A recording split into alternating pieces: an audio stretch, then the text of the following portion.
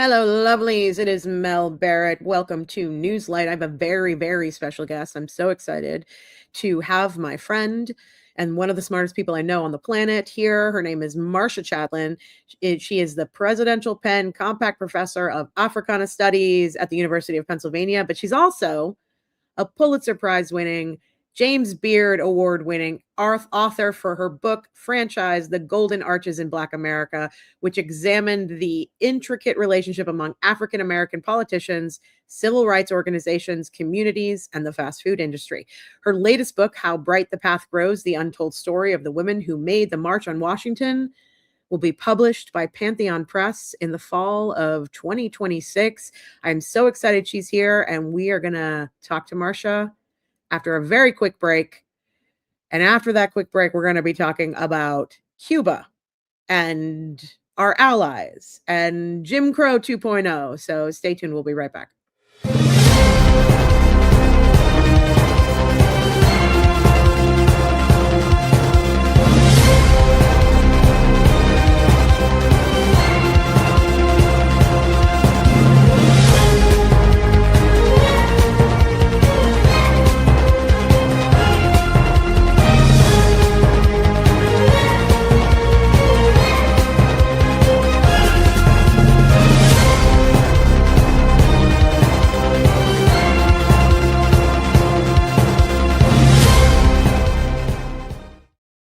Marcia.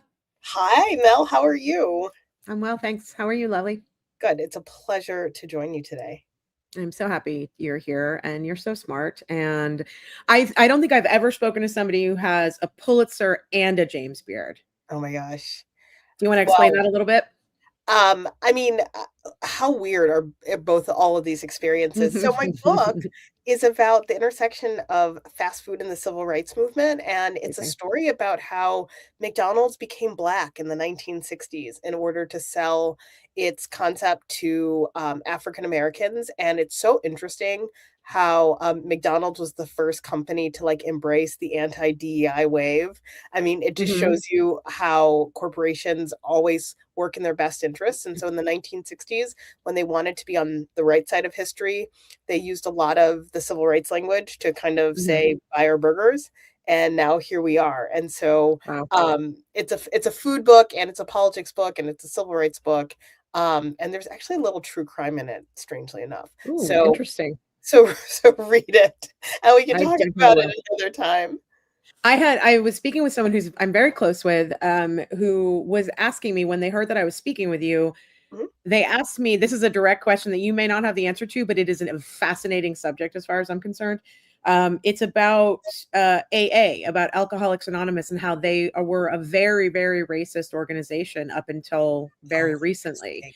And I'm really interested because, I mean, I think a lot of people understand that AA is, you know, the book they use was written so long ago, and it's like, it's very Christian, it's very religious, it's like, get the gays out of here. We don't want any black people. You know what I mean? It's like just white Christians. And then they realized they weren't going to have anybody in their meetings because everybody sells alcohol to disenfranchised communities to get them roped in. And so it's a really interesting question that I don't know anything about, and I hadn't thought about it before. But yeah, I would love, you know, maybe that's a new topic for you. I would love that rabbit hole because there's so many elements to it. Like, there's a whole like side project that I'm trying to figure out about like marketing alcohol to African Americans. There's a whole thing that happens when Coors was boycotted and gay bars refused to serve Coors in the 70s and early 80s. Like all of these kind of communities, like to your point. And I think, you know, to connect it to today, there's so many elements of Alcoholics Anonymous that reminds me of wellness culture and a little Maha. It's about like self-control, willpower, this idea that self-improvement is an internal kind of struggle versus an external one. And while I'm a huge fan of, you know, like Al-Anon and, you know, all of these other self-help 12-step groups, its origin story, I think, is really, really important to understand, I think, self-help culture in the United States and where it's taking us today. Yeah, very interesting. And you are working on a new book well, you're finished with a new book. It's coming out in the fall of 2026. Do you want to tell the audience a little bit about that book so we can look forward to it? Yeah, this new book, How Bright the Path Grows, The Untold Story of the Women Who Made the March on Washington, is really about this challenge that I put in front of me. Can you write Mhm, the history of civil rights without putting Martin Luther King Jr. at the center of it? So this mhm, is the first of a three-part series that I'm working on, and this book is the story of the March on Washington, in which Martin Luther King and the I Have a Dream speech are very small bit actors. mm, And it interesting. talks about the radical women who were part of planning the first idea for the march in the 1940s and who saw the march happen in the 60s, the women who were supposed to be honored on stage but weren't given an opportunity to speak, and a lot of the entertainers like Josephine Baker and Mahalia Jackson and Odetta who were on stage and entertained the crowd. Mm, So I hope people appreciate it. I mean, it's coming out yeah, in such a weird moment, uh, yeah. that we'll see what happens. Well, how it's so interesting to me because at the baseline of everything is sexism and misogyny, There you and go.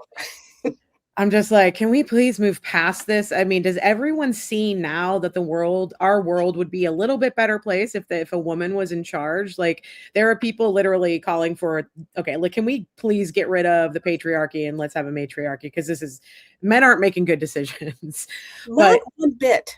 Not like a no, single good decision is being made. no. But I think the thing that's so incredible to watch what happens are the great lengths that, the country is going to in Mhm. order to kind of, like, prove the point that women cannot have this thing. I mean, in many ways, I think Are saying it. Like, women are saying it to other women, like, oh, "I don't know, we're not ready for a woman," and I'm like, "When are what?" it's Unless it's the perfect woman.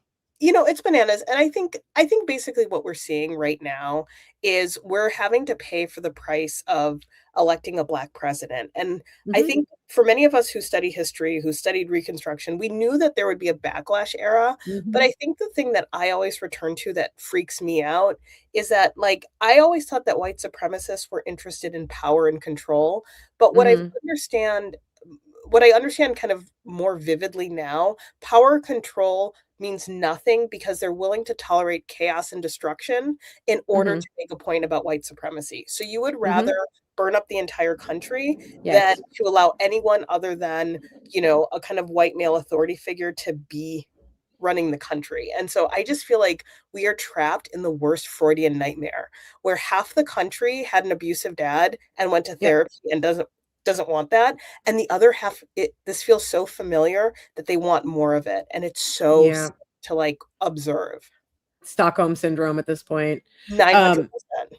yeah, and I always go back to Obama. It was I felt it shift. I've been in politics long enough. I just turned 50 last month.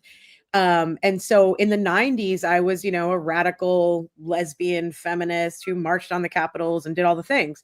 Um, but I still believed, even through the Bush era, even through both Bush eras and the Clinton era, I still believed in our political system to some extent. And I believe that we were at a turning point when Barack Obama was elected, and then I was introduced to Palin. And when I saw Palin and when I saw her get embarrassed on the big stage, meaning I saw her, when Katie Couric asked her about what What back newspaper she read. read, that it was almost in that moment where there was this turning point in this country where this groundswell of anger, white hatred, white insecurity started to take over with the Tea Party being developed. And once the Tea Party, because I can tell you, and I've told this story before on the other shows, I grew up in a New England Democratic family, which means Kennedy, so basically you die.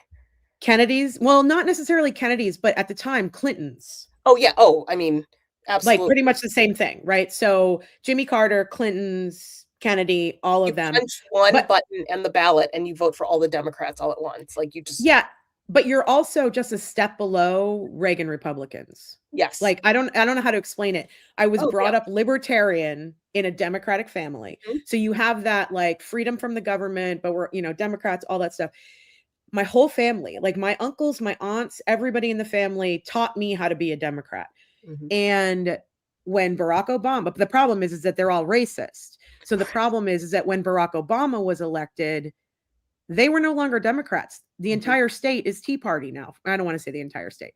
They all went into the Tea Party. I would go over to my uncle's houses and all of a sudden they're flying the yellow flag on the porch. And I'm like, oh, fuck.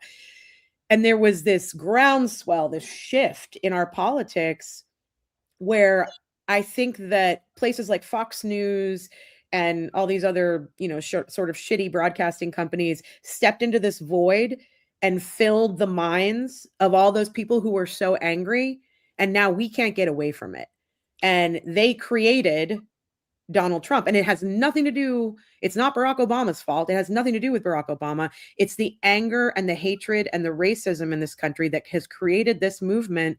Because what it says to me is you are willing to set aside your ideals about a traditional family and Christian values in order to make sure that your racism is held up and your sexism is held up. I mean, it's not only the kind of hypocrisy about traditional values, you're willing to burn up the whole thing. You're willing to create an economy that not only not works for you, won't work for your children or your children's children. Like you are willing to set afire the whole thing. And I think the thing that the people that I blame alongside these groups of racists is I blame a lot of the liberals who after 2016 were not willing to say, this is an inflection point about the nation's racism and sexism and homophobia.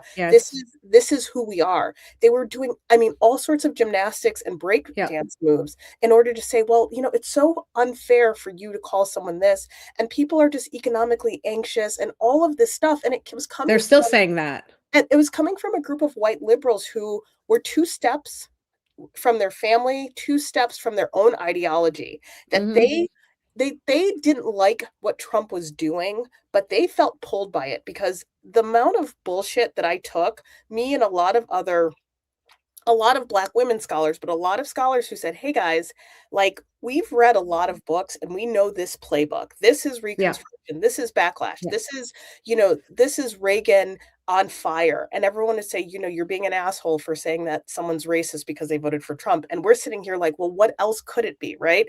And so all of this type of trying to validate the feelings of people who are willing to let the country go onto a collision course, all of that helped also strengthen this, because if we were not able to confront head on the forces that wanted to undermine the country, then what the fuck are we doing, right? And so I think that, and when I talk about the white liberals who were like really trying to run interference for Trump, I'm talking about people at the highest levels of government, think tanks, universities, people who, I would think that I would have more in common with, who were chastising me for saying this is racist. I'm like, that's like the least of our problems, right? Like that's the mild analysis.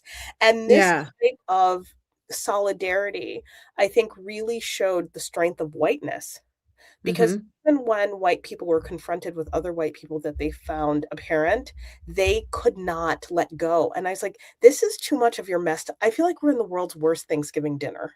Like, the family's a mess. Everyone hates each other, but you're supposed to sit at this table and accept this. I mean, clearly I've been in a lot of therapy, but it's like a family dynamic that is so hard to untangle, and people are so defensive about it. And I think this is what we're kind of dealing with. And so this time around, when everyone's losing their jobs, everyone's falling off this financial cliff, we now are engaged in a war, right, abroad.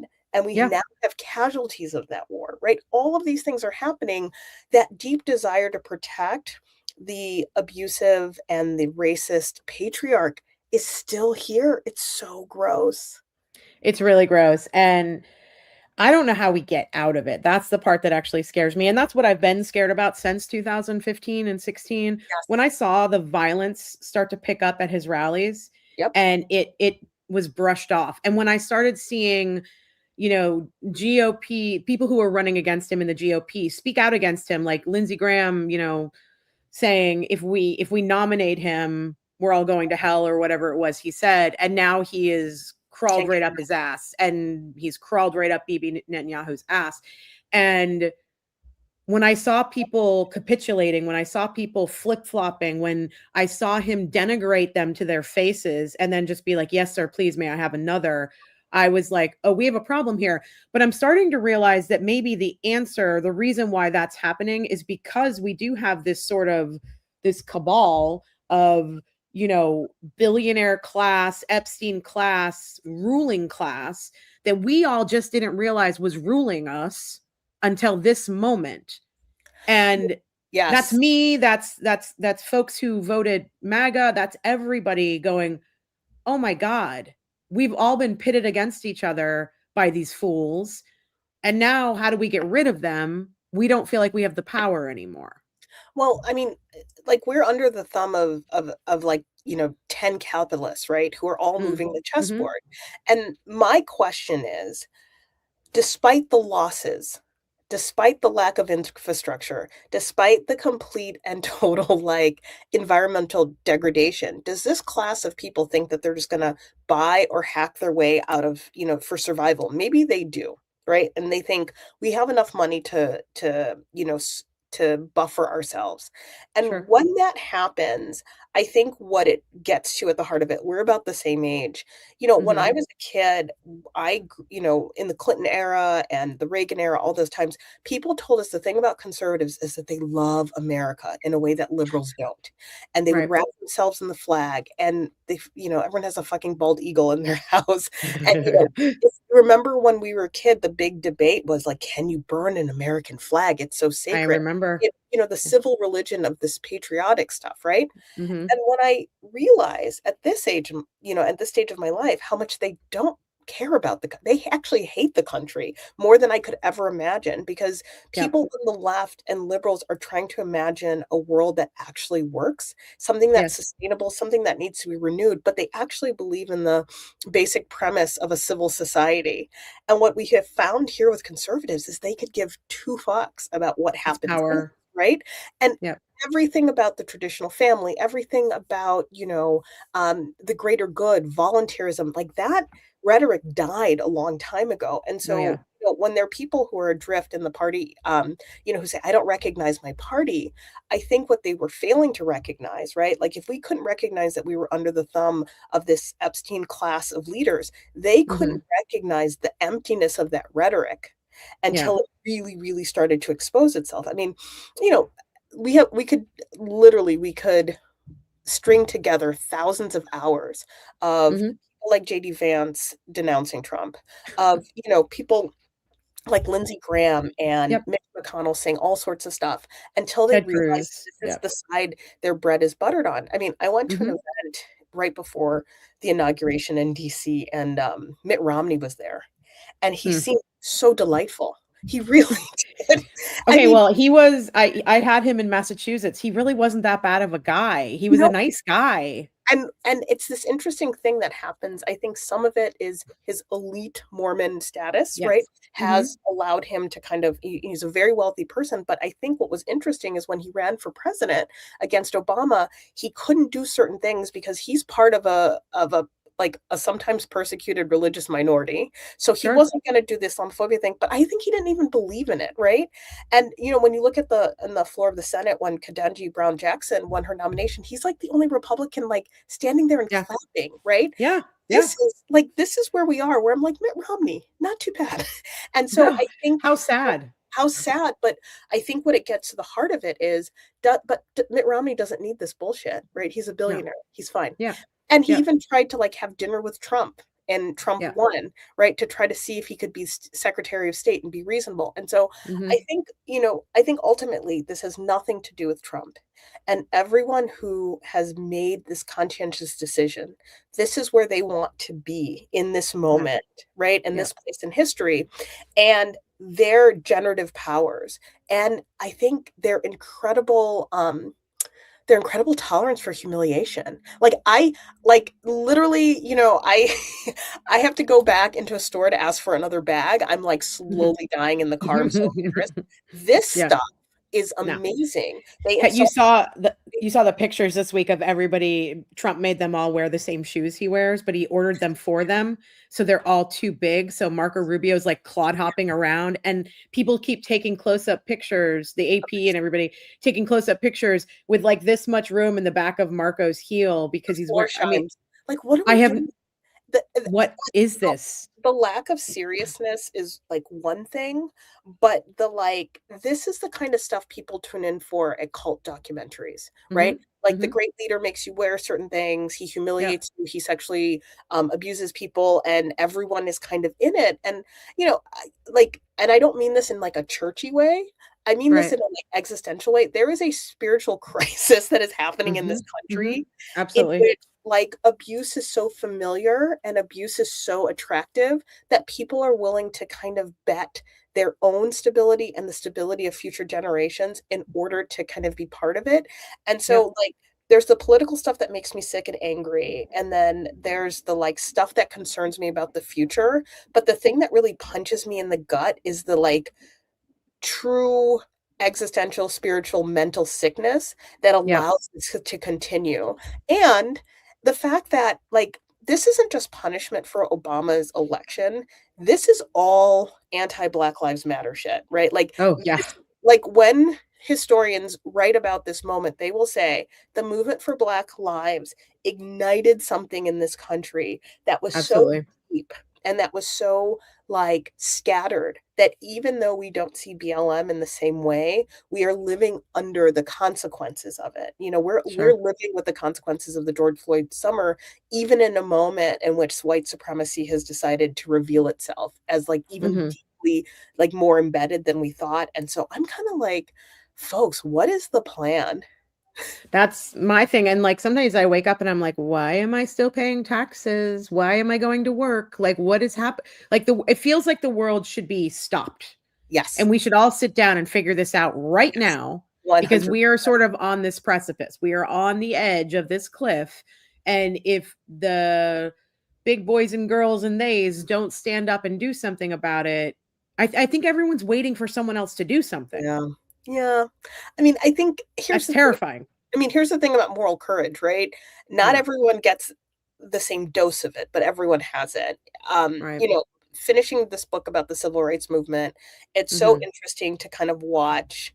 Like, I know how the story's going to end, and reading about people in the moment, the things that they're saying, the Yeah. actions they're taking, and they're thinking, I'm just going to take a big risk. You know, one of the women in my book is Diane Nash, who was the leader of the Nashville movement. You know, she's 19 years old and she's Mm. shutting down downtown Nashville for Ugh. anti-segregation.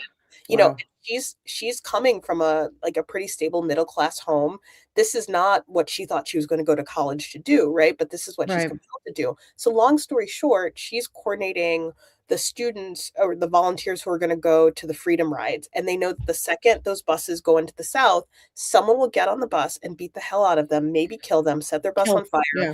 and the police will just watch and like Right. laugh and think this is Right. awesome.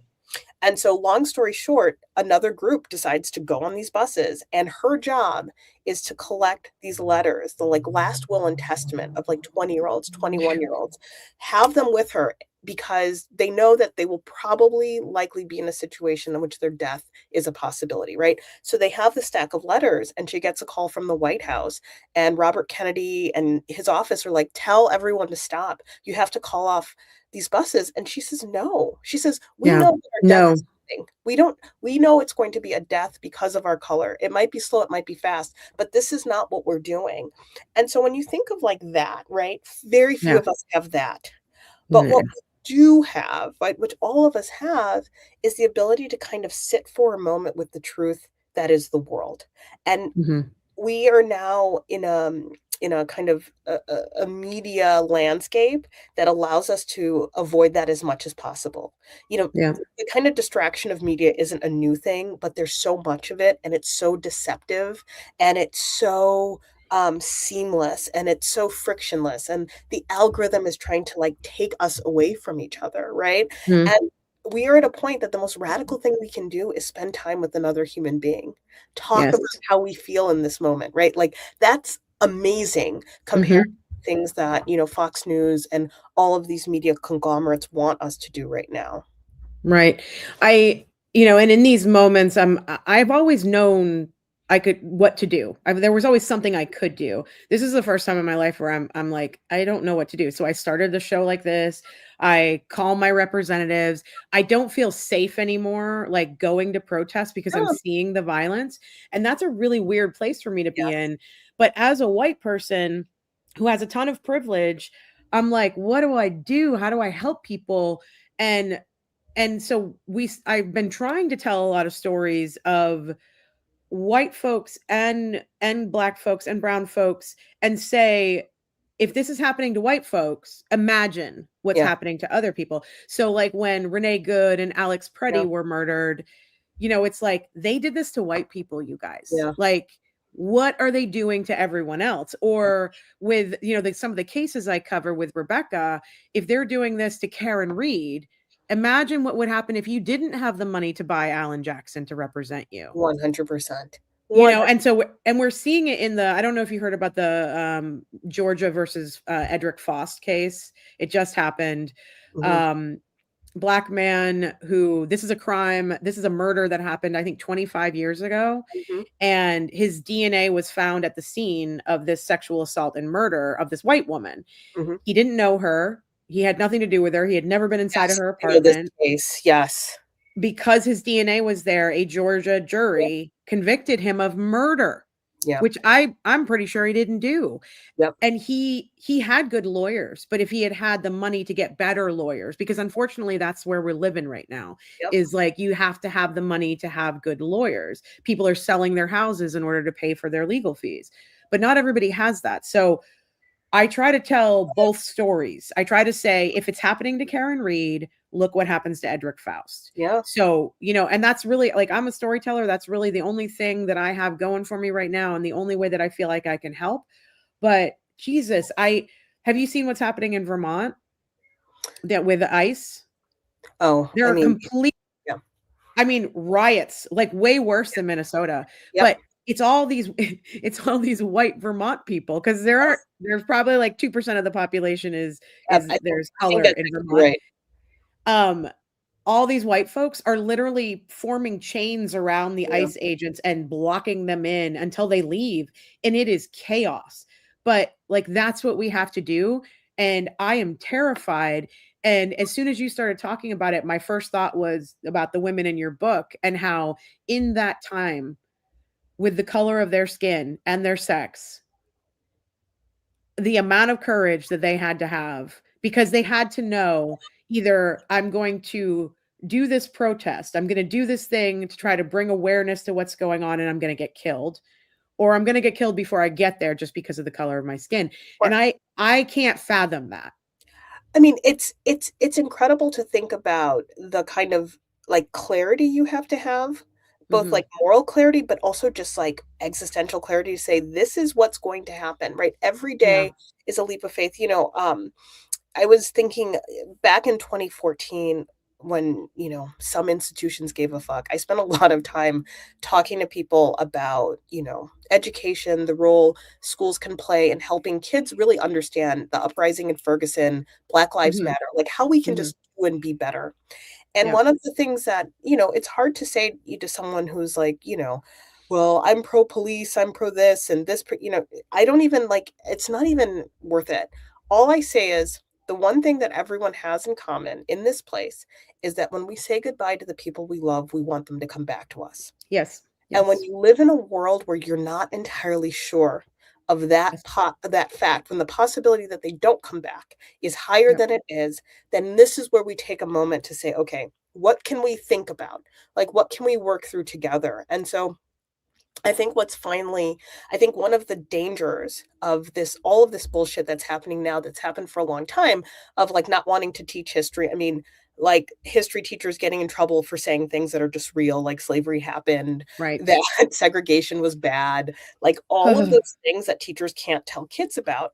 It doesn't I think sometimes people think that the harm of it is that it harms, like, children of color because they don't see themselves in that, which is true.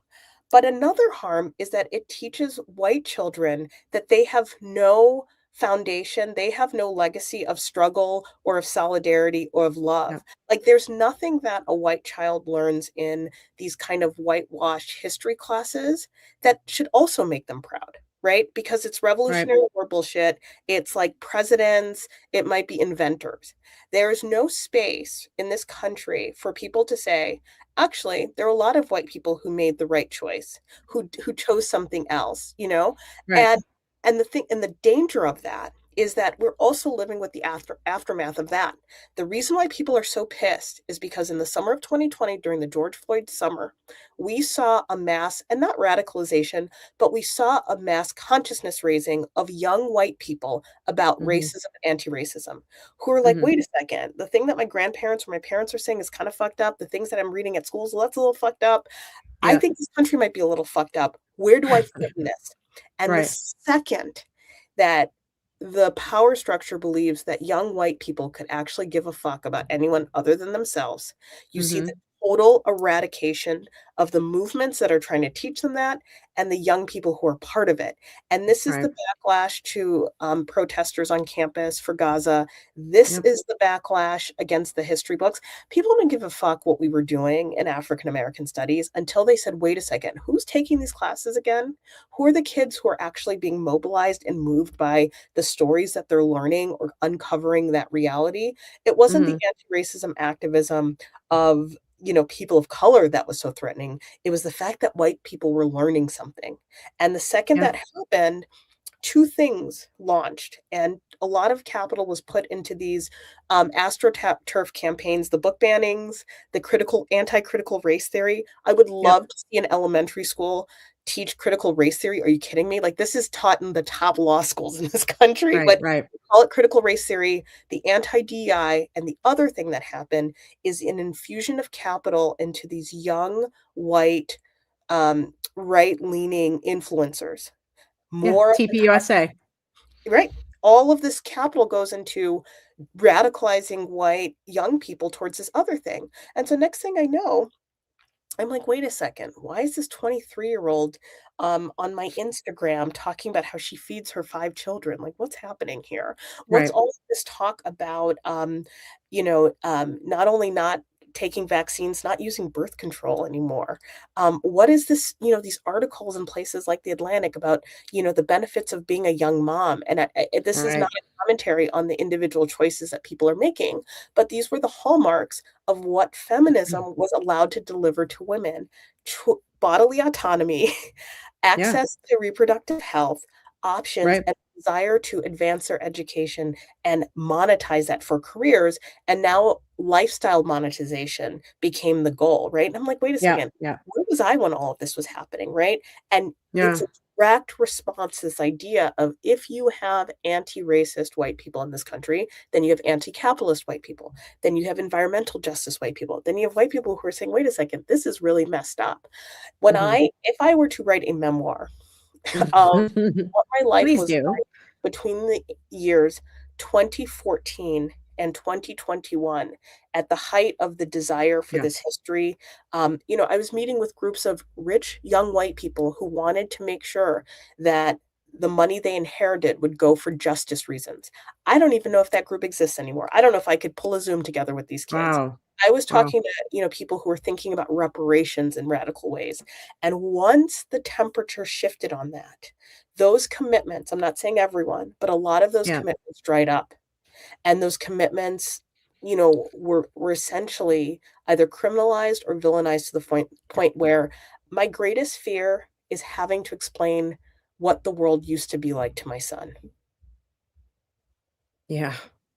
This Well, is we're what getting there. I mean, we have our kids are 14 and well, almost 15 and 17 girls. And they have no idea what it used to be like. They've only known Trump as president, basically. yeah. I mean, Biden didn't mean anything because it was a little bit quiet.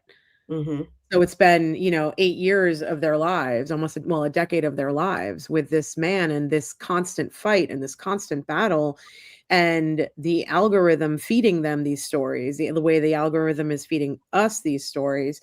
And speaking of trad wives and all of these Instagram influencers, now they are trying to, I mean, they've been trying for a long time to, have all the power over the voting rights in this country.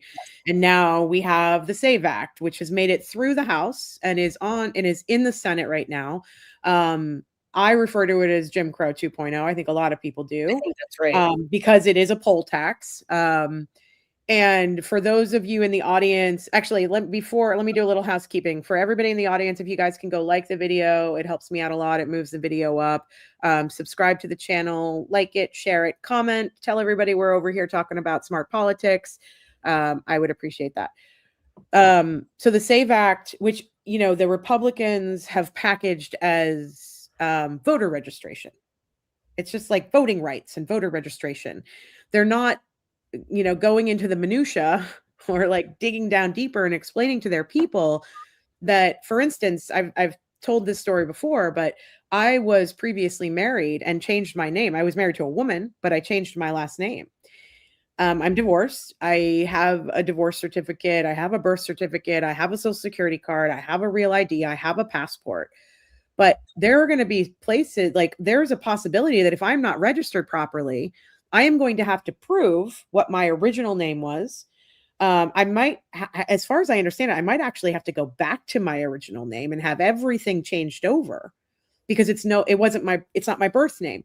So I think when you started seeing, Project 2025, the Federalist Society, all these people coming through and starting to push these like traditional family, conservative, white Christian values. And then you saw people like this trad wife, theme happening and trend and Charlie Kirk and Erica Kirk and, Fuentes, who's a straight up, Nazi incel. And I say that because that's what he calls himself basically. When I started seeing all those things happening, I'm like, oh, they're not just coming for like women's votes. They're coming for Black people's votes, for brown people's votes. And the problem is that what people don't understand about the SAVE, I'm gonna read through a couple of my notes, but the SAVE Act we've talked about it before. It is a bill that requires you to show a passport or birth certificate in person. You can't do it online. Bananas. Just to register to vote, not to vote, to register to vote. And according to PBS, federal law already requires that voters in national elections be U.S. citizens. We all know that. But the legislation is laying out strict new requirements for voters to prove their status, which means driver's licenses in many states would not be enough to register to vote, which is nuts. And it's because there are some driver's license that it doesn't say you're a United States citizen on your driver's license necessarily. The legislation says that the identification must be compliant with real ID, which is also difficult to get. And also indicates that the applicant is a citizen of the United States, which few state licenses do, which I just said. A person registering to vote could also present a passport or birth certificate. U.S. military members could present military ID along with a record of service. So the issue here is that there's a very slim difference in majority. There's a very slim majority in both the House and the Senate, right? So the Republicans hold it, but in order to get something passed through the Senate, you have to have 60 votes. Right now, with the straw man vote, basically, for the SAVE Act, it fell 51-48, which I'm happy about. But what they're trying to do now is get rid of the filibuster so that they can vote it through. That's what Trump wants them to do. It sounds to me like they're trying to be a little bit more reasonable. At least I hope that's what they're doing. They've had two people from the R's basically flip. Lisa Murkowski voted against it. And Thom Tillis just didn't show up to vote. So they're going to spend a week doing heavy debate. And at the end of that week, I don't know what's going to happen. I don't think it's going to make it to the president's desk. That's the way it seems, unless they get rid of the filibuster. Do you have thoughts on it? I mean, where to begin? A few things. Yeah, right.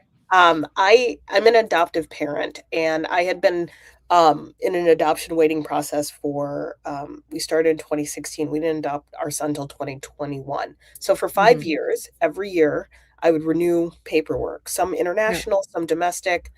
I have a PhD collecting all of these pieces of paper for me, someone with a Yeah. flexible schedule and advanced degree, was incredibly difficult.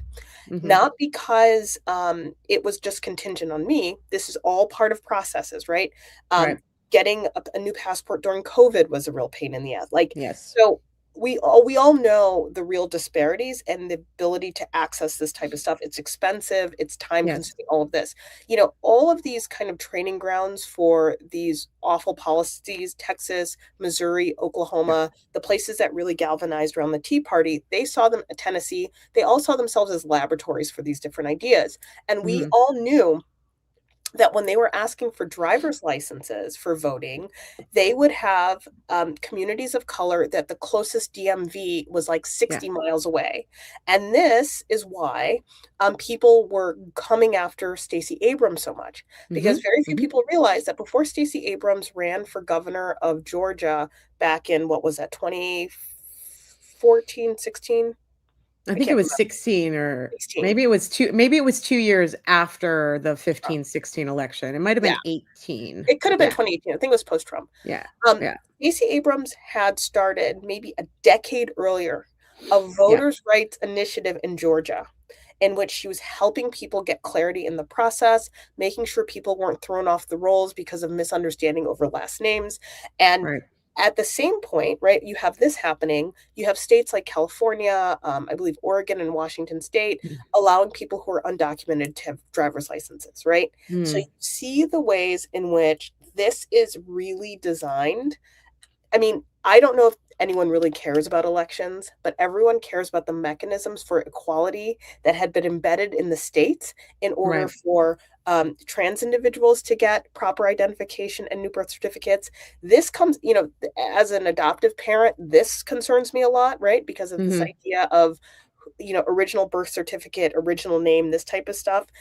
So the problem with this piece of legislation, I think, that if they were to pass this, they expect to disenfranchise a lot of poor working class people of color, but they're also disenfranchising a lot of Yes. poor white people.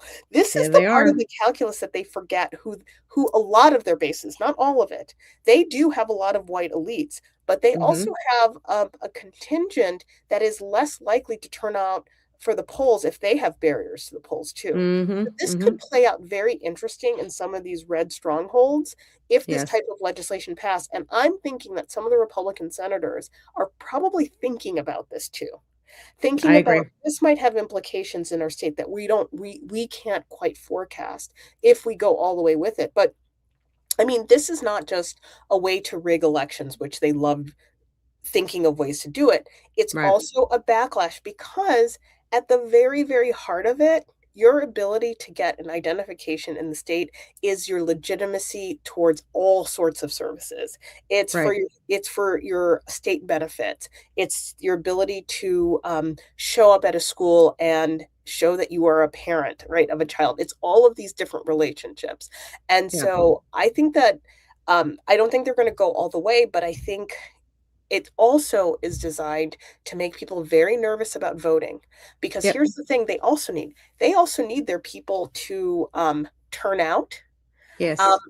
but they are also thinking our people are less likely to be the solid turnout voters. Ever since Biden, even in the last election, you saw that Harris lost by some thin margins, but the stronghold belief that Republicans always turn out for election is not the case anymore. And so I think that they're not thinking about a lot of things, but I think that They're not.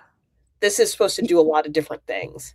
Yeah, I mean, it's such a conundrum to me, like how Trump thinks that mail-in voting is bad for him. I It's know, because old good for people. him. Like, what Yeah. old people, like, why he wants to make that a part of this, like to get rid of mail-in voting. Well, We're all going to show up. I I don't mean, understand what he's doing. I think that they try everything. I mean, Yeah. we're cooked, and I think we would be more cooked if they had a legion of really intelligent people working for them, and they don't. Hmm. Right? We're already in hell, but we'd be in a Yeah. deeper depth of hell if they had people who are Yes. a little bit more sober in their thinking. Um, Yes. but I think that ultimately what's going to happen is that he's going to be known as the kind of like, you know, the kooky guy who's his aging and all of this stuff, sending him in all these different directions. I want to know how they're going to spin the incredible party that was underneath him that allowed all of these things to happen. And I want Yeah, to know yeah. how moderates are going to spin themselves and the Democratic Party that has aligned with too many of his policies.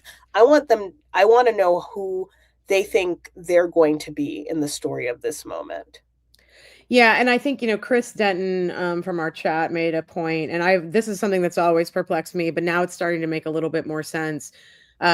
Chris says when I look around the area I live, the poorest areas have the most Trump flags, right? So, and I've always wondered about that too, because like if you go into rural areas, I mean, I get it. He sold, he's a snake oil salesman, so he sold this idea of Americana to these people who feel lost and who feel ignored and who don't have any money and who are sick of sending their sons and daughters to war. So he sold the idea to them. If you vote me in, I'm a great businessman. I'm going to make you more money than you've ever seen.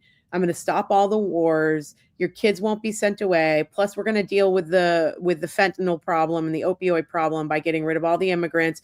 And also, the immigrants are the enemy. So as soon as we get rid of them, you're going to be back in business, baby. And they believed it, and they believed it for the past 8 years. And now they're finally seeing, because he has nothing left to lose. Yeah. He doesn't have to keep any of the promises he made in the last election. He just needed to say those things to get him in. And once he did, now it's like the chains are off. He can do whatever he wants to do. But the problem is that he can't be president again, but the rest of his party is still here, and they have to live with the decisions they've made, and they have to live with the things that they've said shamefully in his honor, basically. And so what's happening is all these poor communities that Chris is talking about, they are starting to realize that they were duped. I'm seeing more and more of these like, man on the street interviews next to a gas pump that says $5 a gallon. I'm hearing, people that I know who have been strong MAGA for a long time being like, listen, he said we weren't going to start any wars. He's started 8 wars basically since he's been there. Now last month my gas was this amount and now it's $1 more. I don't want to go to a war with Iran, and I especially don't want to go to a war with Iran if it's going to make all the prices of everything else, higher for me and my family. People are starting to see it.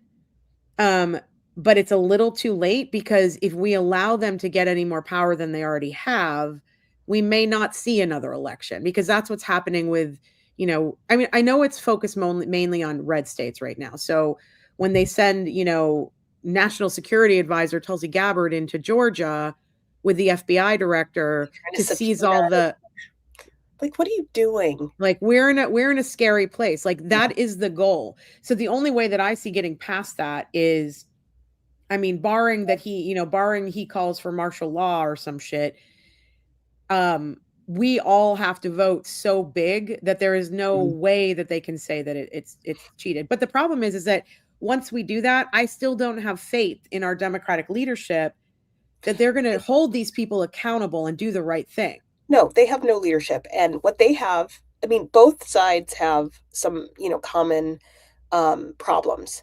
Elites running the party, people who have more money than God, all of a sudden needing to figure out like what their next step is, right? So old people who refuse to like concede, billionaires running a party, right, who have no connection to the realities of their decisions, and then just kind of like, I mean, a real sense of how do you reach a broad base of people in things that everyone needs. And I think, and I don't think you do it by not addressing culture issues, right? I don't think the issue is like, well, just don't talk about gay people, don't talk about trans people. No, like, fuck you, don't do that.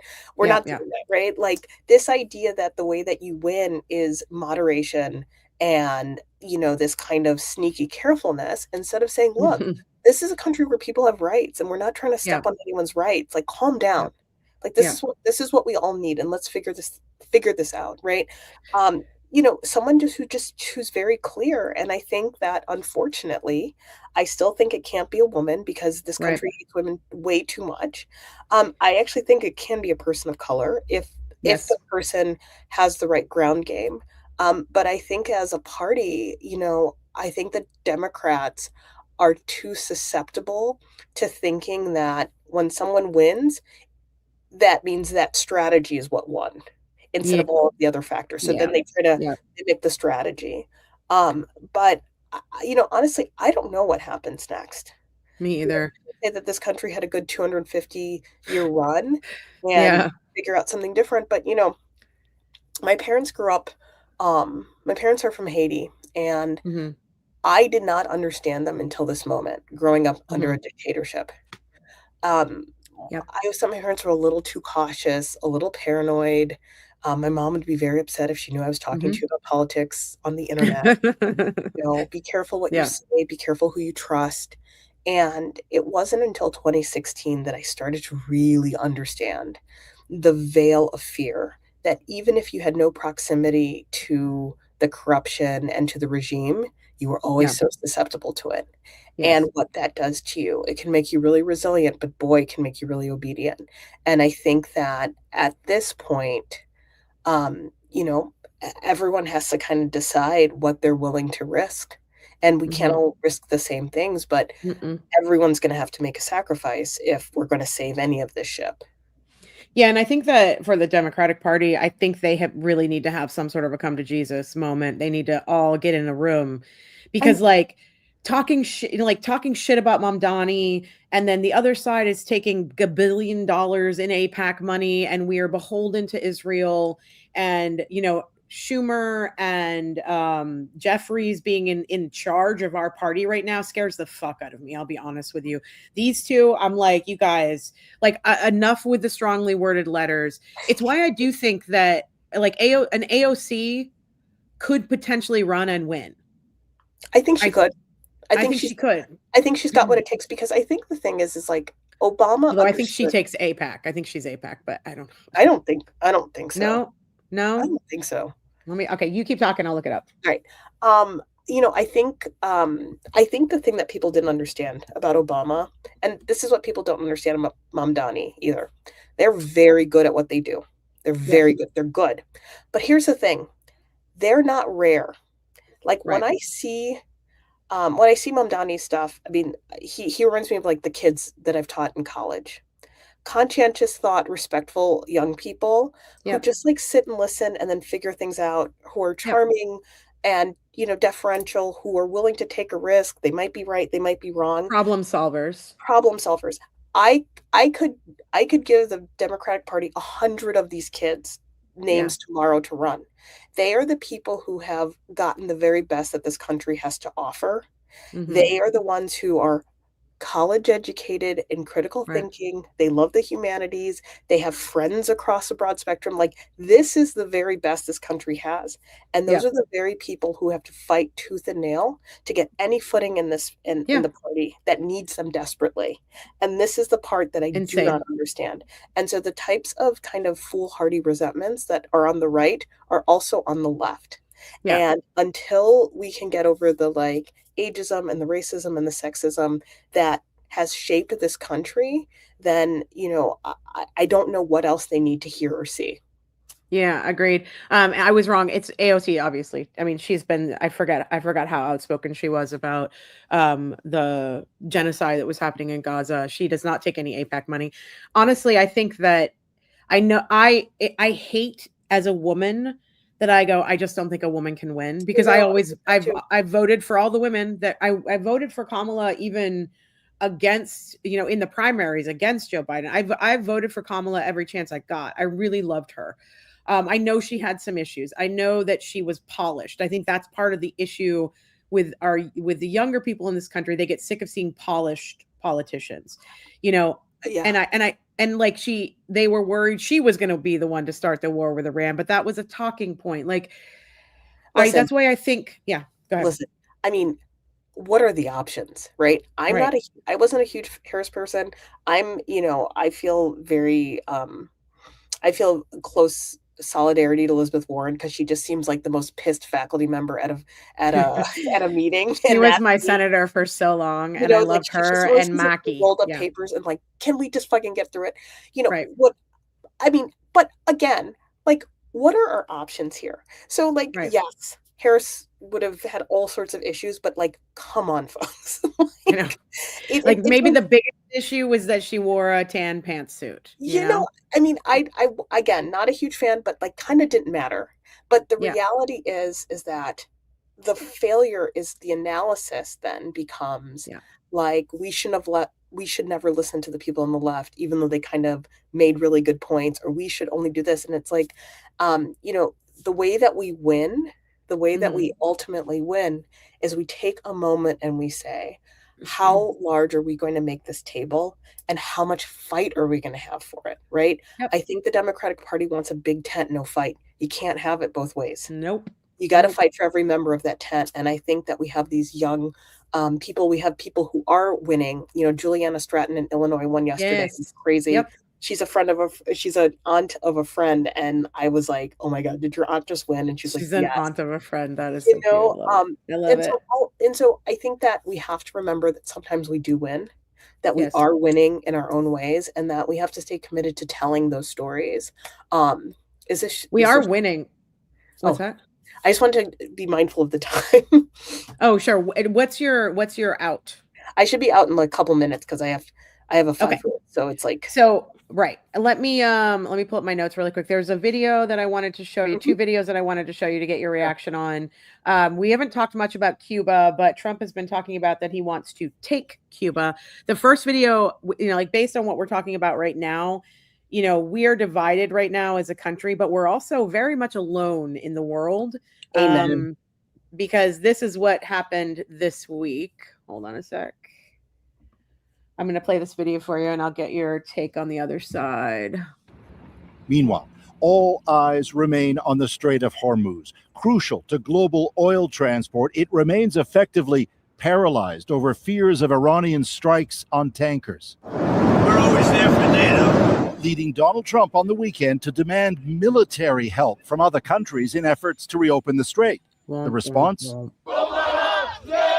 In South Korea, anti-Trump demonstrations. And from Germany, there will be no military participation. A succinct rationale. We have a situation which we did not provoke, which we don't cause at all. The denials were swift and broad. Longtime U.S. allies saying to Trump, no. Spain, Italy, Greece, the U.K. If we are to send our servicemen and women into harm's way, the very least they deserve is to know that they do so on a legal basis and with a proper, thought-through plan. NATO. So, the biggest issue right now is that it seems like we jumped into this war with no plan, and no reasoning behind it. One of his, you know, security advisors that worked just under Tulsi Gabbard resigned yesterday in protest because he said we had no reason to do this. We had no reason to go into Iran except for the fact that Trump was pushed by Bibi Netanyahu. And now that we're there, the reason why our gas prices are spiking is because we can't take our ships through the Strait of Hormuz without being attacked, bombed, and we can't get anybody's help outside of the country to bring those ships through the strait because we've pissed off everybody in the whole world and we have no allies anymore. So we're in this place where I feel like it's Steve Bannon.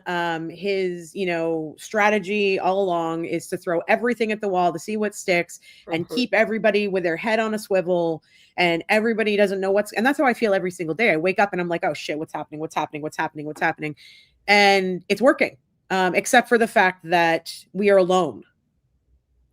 And of course. No one's coming to help us. Because I think that everyone who kind of held their nose to do the diplomatic visits, to do the like tariff exchanges, realizes that when you're doing business with a huckster, you can never be sure of what you're going to get. And so now that this is military action, and you know, these are parts of the world that have solved some of their oil dependency issues, right? By investing in green energy. And these are some parts of the world that really understand the futility and the you know, illegality of this that, everyone's protecting their legacy now globally. And so, of course, no Right. one's going to come help, because why would they? And to think about it, most state actors are really nefarious and Islamophobic and terrible.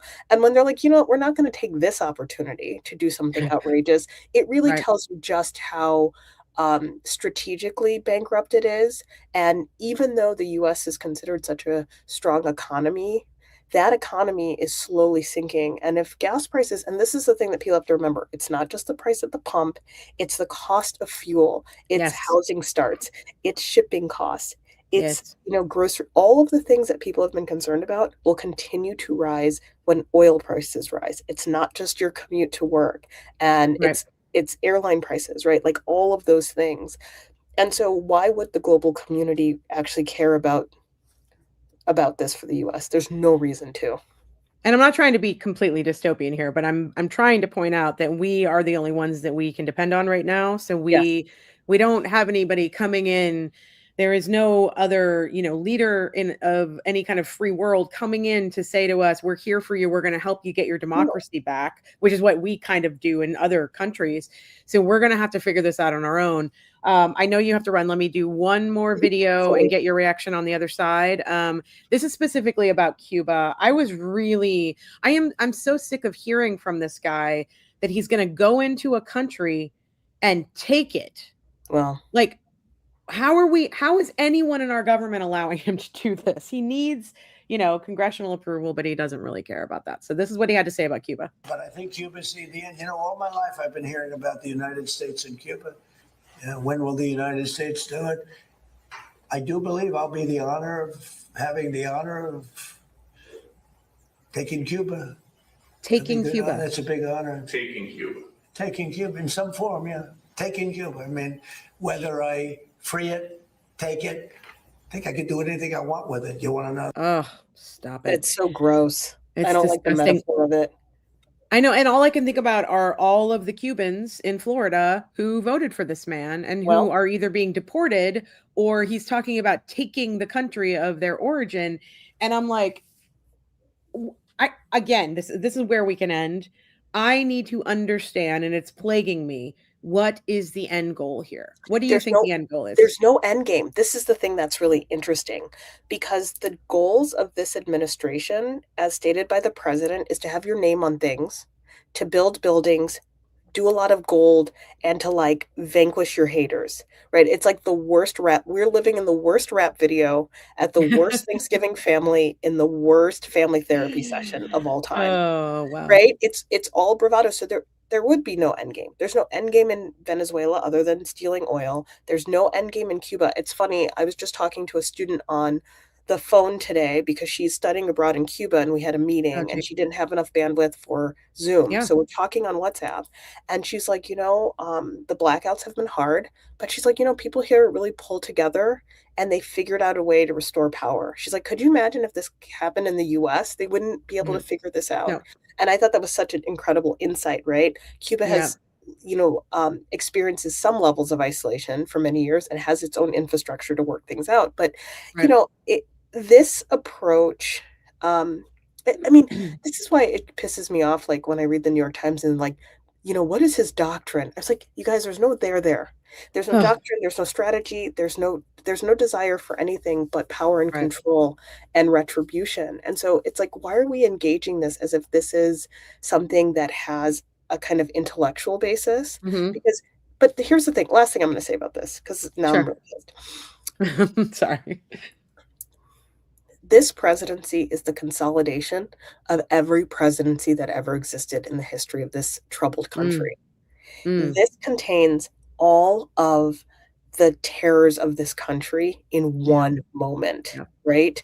The mass deportations that happened throughout the 1930s, the anti-Semitism, the racism, all of the stuff that has happened. The internment camps. Yeah. The internment camps for centuries is being consolidated in kind of one moment. It looks different, it feels a little different, but it's all of those things with none of the redemptive possibility of some of our best leaders, right? Every leader was problematic. Every leader has been a hawk in their own way. Every leader has caused a problem for this country. But also, many leaders have created more social programs, had expansive views of civil rights, have tried to kind of like make the economy work. All of those things that we say, well, this president was problematic, but at least they did this. Take that part of the equation, and we just have every negative thing that comes out of living in this type of democracy in front of us. And so we are not made to metabolize this.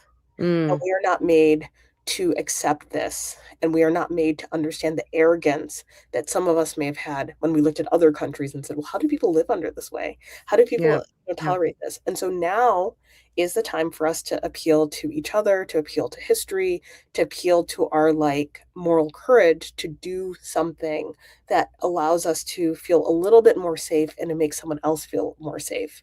Because, you know, the possibility that there can be a good future has not been completely foreclosed upon.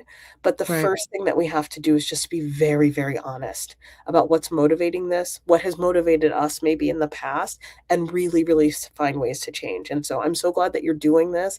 I'm so glad you're just having a smart conversation. I used to be, living in DC. I used to be a cable news junkie. I can't watch it anymore. I can't either. That's why I started the show. I used to hate watch Abby Phillip show, and I love Abby Phillip, but the tagline being, Americans with different perspectives aren't talking to each other, but here they do. I'm like, no, they don't. They come with their talking points and they scream at each other, and they don't waver from their talking points, and they don't listen. And I'm sick of watching that. And I want to have my only last question to you do you believe that we can reach out to the other side and make some headway? My thought is that I may not agree with everybody who is MAGA or conservative or Republican on social issues and even, fiscal issues. But the one thing I can agree with you on is that there's the billionaires and then there's the rest of us. I think appealing to class solidarity has often been a smart strategy. I think the way that we say this is like, we're all dying together. Like the years that you thought you were going to gain because you're white or because you live in the suburbs or because of this, that's gone. So we gotta stop it. I mean, for people who want more to think more about this, the Reverend William Barber in North Carolina with Moral Mondays and the NAACP down there. Like, he's really saying, like, some of these white folks, they never wanted to be part of a civil rights group, but they realize that they have rights too that have been trampled, right? And they have a position to play too. And so I think the more and more we share examples of people who are like finding a place to meet, the better. But I mean, I think that this requires a level of radical honesty that some people aren't willing to embrace, and maybe we don't drag them into that. But I think at the end of the day, you say, hey, they're people I love. I want them to come home to me. You want that too. How are we going to get to that place? And we can't get to it in this environment. Okay. I love you and I appreciate you. And really get to talk. I appreciate your perspective so much, and it's been so enlightening. I can't wait to read both of your books, and I'd love to have you come back on sometime, and whenever you have time. And also, we're both in DC adjacent. We should totally Let's have coffee. Okay. All right. I'm going to let you go and take care of your kid. I'm going to spend some time with the audience. I will see you later. Thank you so much. Bye. Bye. Well, that was awesome. Marcia, she's so friggin' smart. I'm so happy that she came on to talk to us. We didn't get to talk about everything we wanted to because, parenting and stuff. But I hope that conversation gave you some ideas. I think like I said, the very last thing I said was, we're not always on the same side with political opinions, with fiscal, social opinions. But the one thing that we have in common is that it is sort of us against them. And if we can start finding some commonality in there, I never thought I'd be the one to say, let's find some commonality with MAGA, but that's where I am. I do believe that we need to start finding the commonality that's going to make us realize that the power is with the people in this country and not the 120, 300 people that are in charge of our government. Most of them aren't even voted into their positions. Some of them are just appointed. We didn't appoint them. They don't have a mandate. And even if they did have a mandate, this isn't what the people that put them in power voted for.